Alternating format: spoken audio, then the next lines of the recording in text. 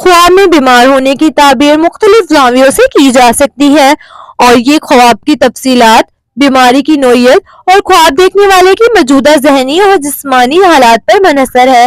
इस्लामी ताबीरात और अमूमी ख्वाबों की तशरीहात के मुताबिक बीमारी के ख्वाब में मस्बत और मनफी दोनों पहलू हो सकते हैं। ख्वाब में बीमार होना बाज़-औक़ात अल्लाह ताला की तरफ से तनबिया हो सकता है कि आपको अपनी जिंदगी का जायजा लेना चाहिए और गुनाहों से तौबा करनी चाहिए। ये ख्वाब रूहानी इस्लाह का इशारा हो सकता है। ख्वाब में बीमारी का मतलब ये भी हो सकता है कि आप किसी आजमाइश या मुश्किल के वक्त से गुजर रहे हैं और ये सब्र और इस्तकामत का दर्ज दे सकता है। बाज़ ताबीरात के मुताबिक ख्वाब में बीमार होने का मतलब ये भी हो सकता है कि ख्वाब देखने वाले की जिंदगी लंबी होगी, क्योंकि बीमार शख्स को अक्सर सेहतयाब होने का मौका मिलता है।